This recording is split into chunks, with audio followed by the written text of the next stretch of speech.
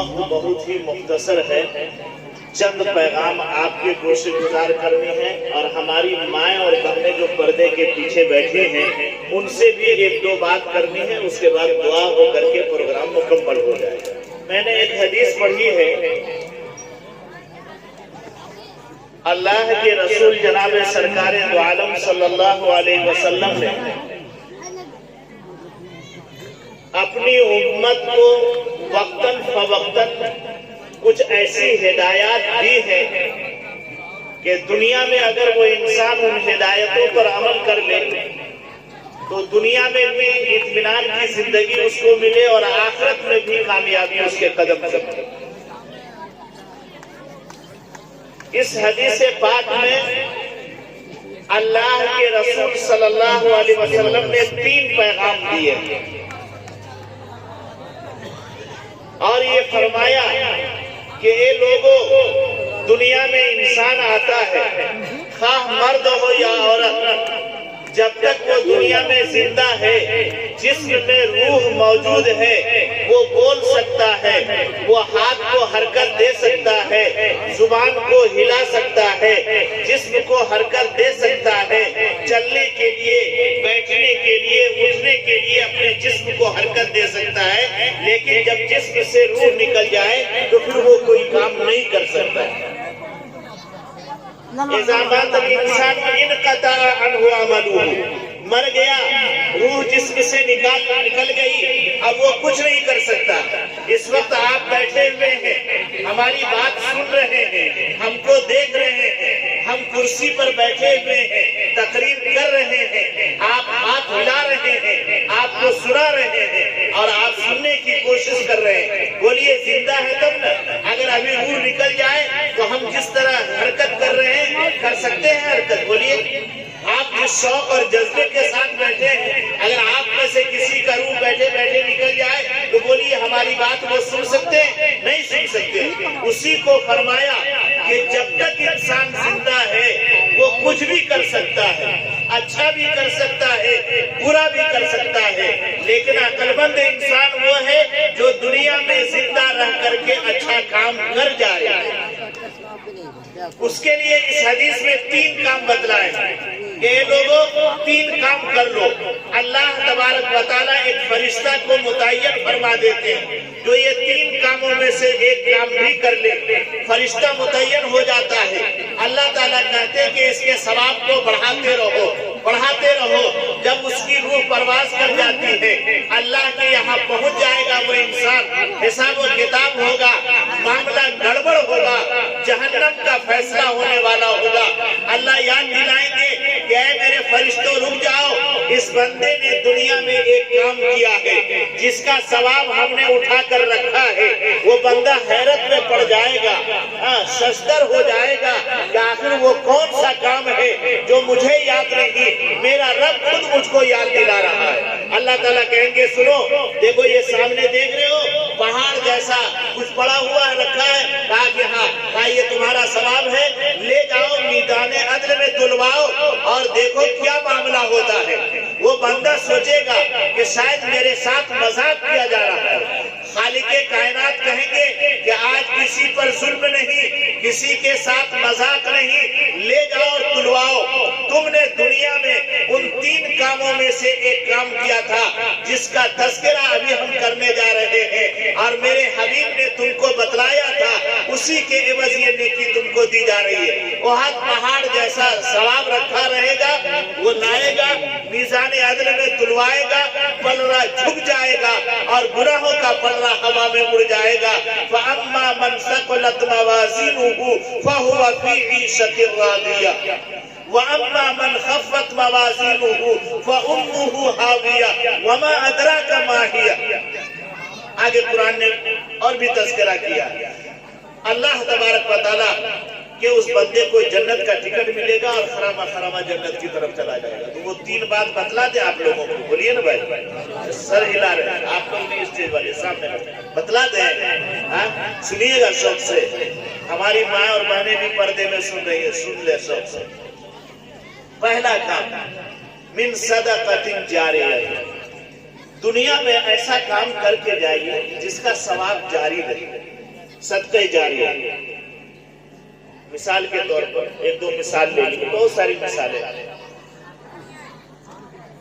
یہاں یہ مدرسہ دارالعلوم عثمانیہ قائم ہے، کیا یہ فضا میں قائم ہے؟ بولیے نا بھائی، ہوا میں قائم ہے کہ زمین پر قائم ہے؟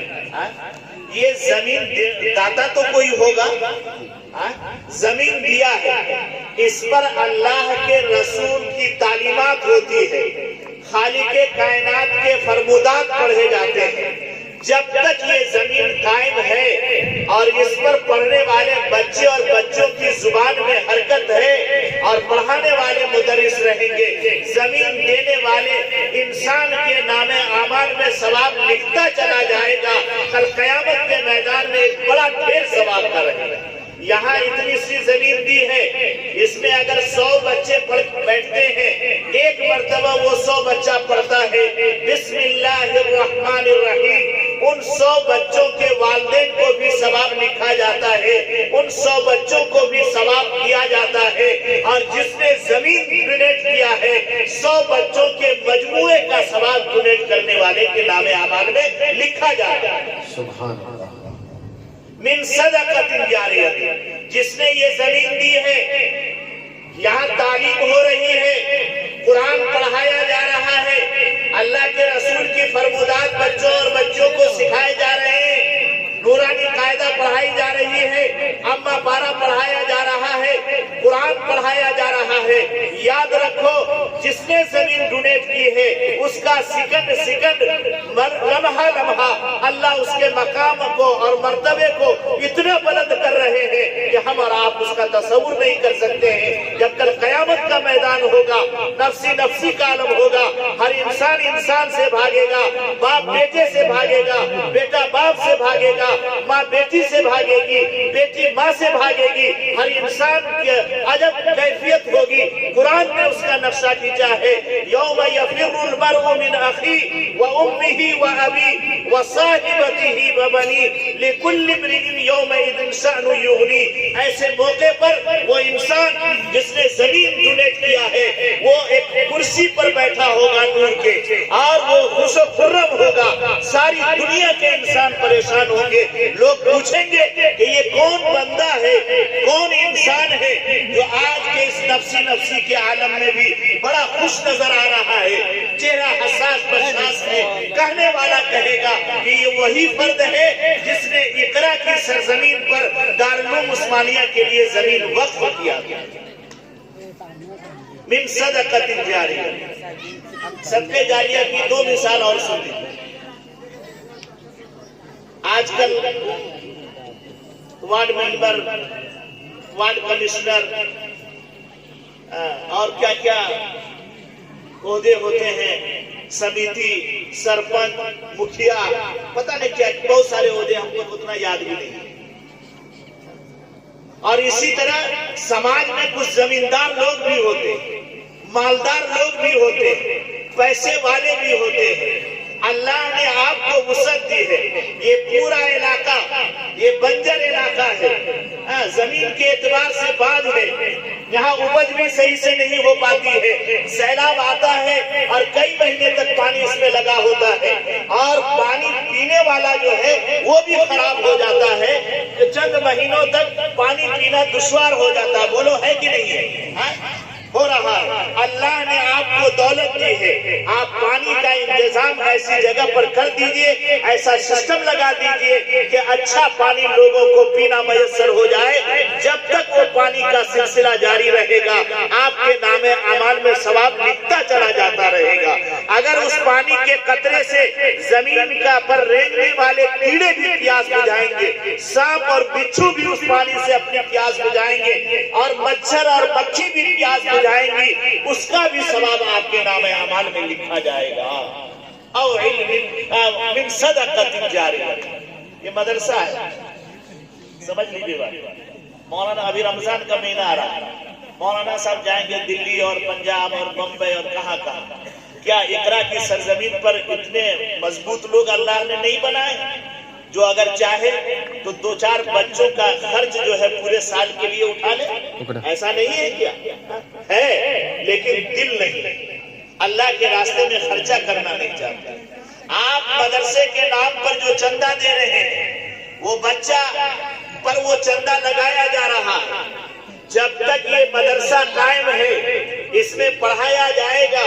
آپ کی اینٹ لگی ہے، آپ کے بانس لگے ہیں، آپ کی رسی لگی ہے، آپ کا 1 روپیہ لگا ہے. یاد رکھیے، جب تک یہ عمارت قائم ہے، اس میں پڑھائی کا سلسلہ جاری ہے. اللہ تعالیٰ آپ کے نام اعمال میں ثواب لکھ رہے ہیں. من صدقۃ جاریہ. زیادہ تفصیل میں نہیں جانا ہے. دوسرا حکم ہے او علم ينتفع به. یا تو ایسا علم چھوڑ کر کے جائیے جس سے لوگوں کو نفع پہنچے. آپ حافظ بن جائیے، دوسروں کو پڑھائیے. وہ تیسرے کو پڑھائے گا، وہ چوتھے کو پڑھائے گا، وہ سلسلہ جاری رہے گا. حافظ صاحب بیٹھے ہوئے ہیں، ان کو ان کے استاد نے پڑھایا، ان کے استاد کو ان کے استاد نے. لمبا سلسلہ ہے. یہ جتنے بار قرآن پڑھے گا، 1 نقطے کا ثواب اس حافظ قرآن کو اور وہ جس کو پڑھایا ہے سب کا کھاتے میں ثواب جائے گا. او علم ينتفع به. ارے آپ کی مسجد میں ایک کتاب ہوگی فضائل اعمال، ہے آپ کی مسجدوں میں؟ مولانا زکریا صاحب نور اللہ مرقدہ نے لکھا ہے، اور پوری دنیا کے خطے میں وہ کتاب پڑھی جا رہی ہے. اگر بیک وقت ظہر کے بعد یا عصر کے بعد یا مغرب کے بعد یا عشاء کے بعد یا فجر کے بعد، جہاں جو سسٹم ہے، اگر بیک وقت پوری دنیا میں 1 کروڑ انسان اس کتاب کو کھول کر پڑھ رہا ہے اور سامنے بیٹھے 10 لوگ ہیں تو 10 کروڑ، یہ مان لیجیے اتنے انسان اگر بیک وقت پڑھ رہے ہیں تو حضرت شیخ زکریا رحمت اللہ علیہ کا مقام و مرتبہ اتنے کروڑ گنا ہر لمحے میں بڑھ رہا ہے. او علم ينتفع به. یا آپ کوئی کتاب لکھ جائے، کوئی تحریر لکھیے جس سے سماج کو فائدہ ہو، سماج سدھر جائے، سماج راستے پر آ جائے. اس کتاب کو پڑھ کر لاکھوں نہیں کروڑوں انسان راستے پر آ گئے ہیں. ان سب کا ثواب حضرت مولانا زکریا صاحب نور اللہ مرقدہ کے کھاتے میں جا رہا ہے. او علم ينتفع به. سنیے نا، بڑا آسان طریقہ. آپ عالم نہیں بن سکے، آپ حافظ نہیں بن سکے، اب عمر نہیں رہی، آپ کا بچہ سب بھی بڑا ہو گیا، عمر نہیں ہے، نہیں پڑھا سکے. ایک چھوٹا سا بچہ ہے جو گاؤں کے کنارے سے نورانی قاعدہ سینے میں دبائے ہوئے 7 بجے صبح یہاں اقرا کے دارالعلوم عثمانیہ میں پڑھنے کے لیے آ رہا ہے. آپ دروازے پر بیٹھے ہوئے، وہ بچہ گزر رہا تھا. آپ نے بچے کو بلایا، کیا نام ہے؟ فلاں نام ہے. کس کا بیٹا ہے؟ تو فلاں کا بیٹا ہے. تو تمہارے ہاتھ میں جو یہ کتاب ہے یہ تو پھٹ گئی ہے، کیسے پڑھتے ہو؟ تو وہ بچہ چپ ہو گیا، چونکہ اس کے باپ کو وسعت نہیں ہے کہ وہ 15-20 روپے کی کتاب خرید کر کے اس کو دے سکے. جو پھٹی پرانی کتاب ہے وہی دے کر کے بچے کو بھیج رہا ہے پڑھنے کے لیے. آپ کے دل میں رحم آیا کہ اگر اس کو نئی کتاب مل جائے، اچھی کتاب مل جائے تو اس سے وہ آسانی سے پڑھ سکتا ہے. آپ نے جیب میں ہاتھ ڈالا، 20 روپے نکال کر کے بچے کو دیا، کہا کہ دیکھو بیٹا، سامنے جو ہے ایک دکان ہے، وہاں نورانی قاعدے کی کتاب مل جائے گی. یا حافظ صاحب سے کہنا کہ اگر آپ کے پاس نورانی قاعدہ ہے، اگر آپ فروخت کرتے ہیں تو 20 روپے لیجئے، مجھ کو دے دیجیے.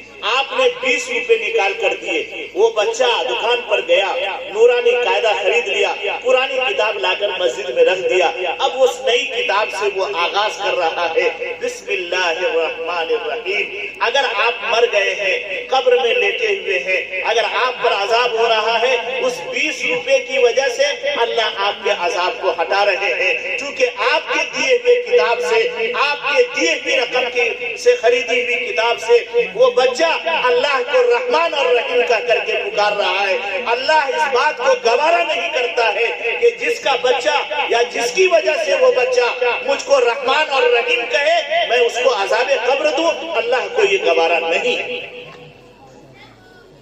او علم ينتفع به. اب سنیے، وہ بچہ اس نورانی قاعدے سے اما پارا پڑھنے کی صلاحیت پیدا کرتا ہے. اما پارا پڑھ کر کے قرآن پڑھتا ہے، قرآن پڑھ کر کے حافظ قرآن ہو گیا. قیامت قائم ہے. خدا نہ خواستہ وہ 20 روپے دینے والا انسان کسی معاملے کی وجہ سے کھاتا اس کا بلوک ہو گیا ہوا، اور فرشتے سے کہا کہ اس کو لے جاؤ جہنم میں ڈال دو۔ فرشتے گھسیٹ کر لے جا رہے تھے کہ اچانک یہ بچہ نمودار ہوگا اور دیکھے گا کہ ارے یہ تو وہی چچا ہے، وہی دادا ہے جنہوں نے مجھے 20 روپے دیے تھے، میں نے نورانی قاعدہ خریدا تھا، اس سے پڑھا تھا، پھر اما پارا پڑھنے کی صلاحیت پیدا ہوئی، پھر قرآن پڑھا، پھر حافظ قرآن ہوا۔ وہ اللہ سے مخاطب ہو کر کہے گا کہ اے پاک پروردگار، اس چچا کو معاف کر دیجئے کہ انہی کے پیسے سے میں نے نورانی قاعدہ خریدا تھا اور حافظ قرآن بننے کی صلاحیت میرے اندر پیدا ہوئی تھی، اور تو نے وعدہ کیا ہے کہ اگر حافظ قرآن کسی کی سفارش کرے گا، اگر اس پر جہنم واجب ہو چکی ہوگی تو اس کو معاف کر دے گا، لہذا میرے اس چچا کو بھی معاف فرما دے۔ اللہ کہیں گے کہ فرشتوں رک جاؤ، میرا کلام حفظ کرنے والا بندہ، میرا حافظ قرآن اس شخص کی سفارش کر رہا ہے، لہذا چھوڑ دو، اس کے گناہ کو میں نے معاف کر دیا، جنت کے ٹکٹ ان کو دو اور جنت کا راستہ دکھلا دو۔ کتنا ہے بتائیے؟ اور آپ کو مدرسے میں چندہ دینے میں نانی دادی سب یاد آ جاتا ہے، نانی دادی سب یاد۔ اگر کہیں کوئی ناچ گانے کی محفل لگے گی تو اس میں ہاں لکھیے 5000 ہماری طرف سے، بس ابھی نقد دے دیتے ہیں، بے فون چلاتے ہیں، اب یہ ڈال دیتے ہیں۔ اور اگر اسی جگہ اگر مولانا صاحب پہنچ گئے، اقرا کے محترم صاحب پہنچ گئے یہاں دارالعلوم عثمانیہ کے، تو آپ کے چہرے پر 12 بج جائے۔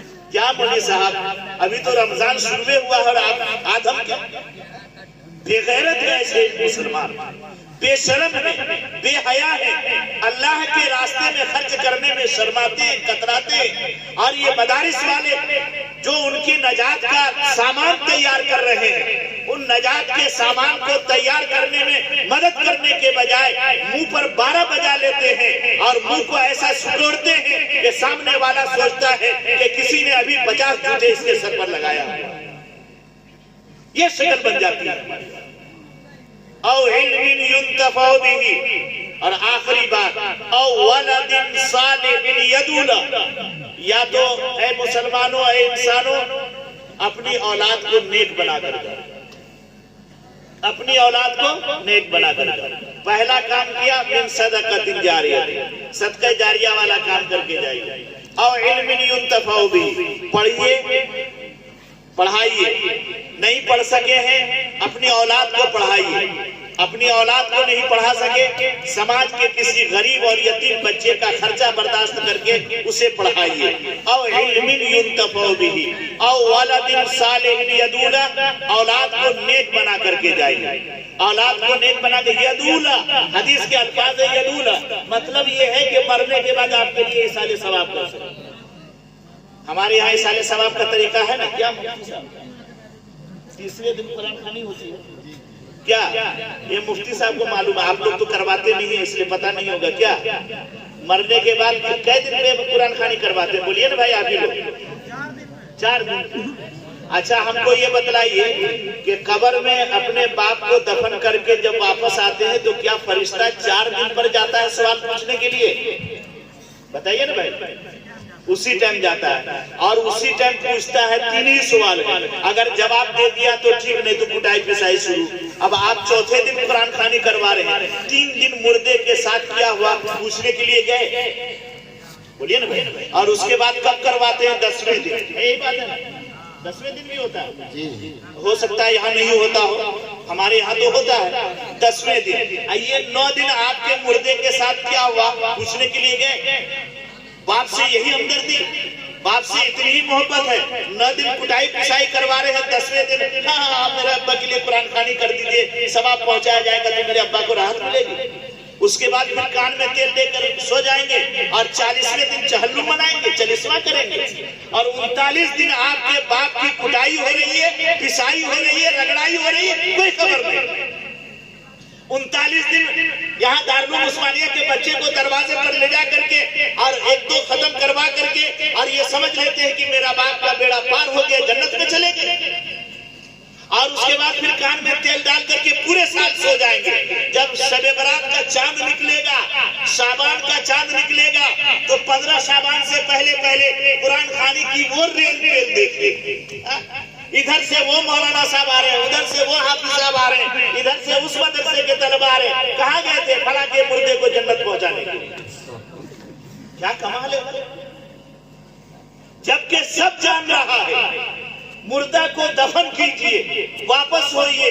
فرشتہ پہنچا، پوچھنا شروع کیا، من ربک، ما دینک، من نبیک، یا ما تقول ھذا الرجل. پردہ ہٹا دیا جاتا ہے. 3 سوال ہے، جواب بھی آؤ، سوال بھی آؤ، لیکن اس کا حل کر کے ہم اور آپ نہیں جاتے ہیں. یہ قرآن خوانی کے چکر میں کہ تیسرے دن چوتھے دن قرآن خوانی ہو جائے گی، ہمارا مردہ جنت میں چلا جائے گا. 10ویں دن قرآن خوانی ہوگی، ہمارا مردہ اگر لٹک رہا ہوگا تو پار لگ جائے گا. 40ویں دن قرآن خوانی کروا لیں گے. اگر مردے کو کوئی دقت ہوگی 40ویں دن تو جنت ہی چلا جائے گا. یاد رکھو میرے بھائیوں، علماء نے لکھا ہے مروجہ قرآن خوانی کی شکل میں مردے کو 1 پائی ثواب نہیں ملتا.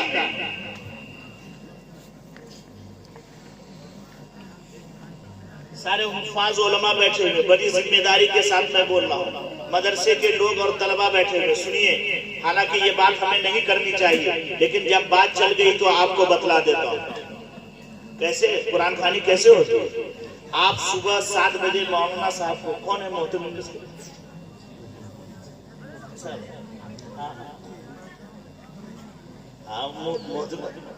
محترم صاحب سے کہا کہ محترم صاحب ہمارا بیٹا انتقال کر گیا، اس کے لیے قرآن خوانی 10 بچے چاہیے.